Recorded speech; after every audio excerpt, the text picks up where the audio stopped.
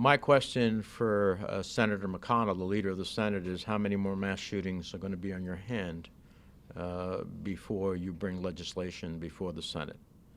This suggestion that we have to wait for the president to tell us what he will or will not sign is not the way that our Constitution and our government works.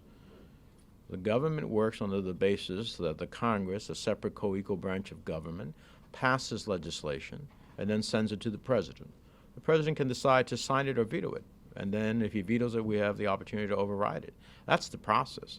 The suggestion that we will pass no legislation unless the president is willing to support it is pretty outrageous. It undermines the Constitution, number one. Number two, overwhelmingly, if they are looking at polls, the two most recent polls, overwhelmingly, Republican, Democrat, and Independent alike, have high support for universal background checks, 90-something% level, high support for eliminating high-capacity, my legislation on high-capacity magazines, which is about high-capacity killing. You don't need 100 rounds to go hunting.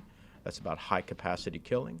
To have red flag laws in the 80% level, and even the assault weapons ban, which I voted for when I was back in the House and expired, that has a 60-some-odd% level of support. So across the board, Republicans, Democrats, and Independents alike overwhelmingly are saying the nation needs to get this gun violence under control. And we have reasonable gun safety measures. The universal background check that is pending before the Senate. When I go back later today, the Senate could vote today if Mitch McConnell would permit it to happen. That universal background check, if it had been in place, would have stopped the shooter in Odessa from having the gun. He went to purchase a gun at a regular gun store. He was denied because he failed the background check. Then he went to a private sale. And that private sale, he bought the gun.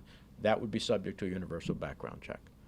Maybe we wouldn't have seen those who died in Odessa, like the Onchondo family, who were out buying at Walmart items for a barbecue that they were going to celebrate for their anniversary, and instead both the husband and wife died protecting their baby.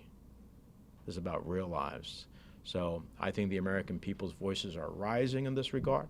I think Republicans, to their peril, as well as the president to his peril, ultimately listens to the NRA more than to the American people.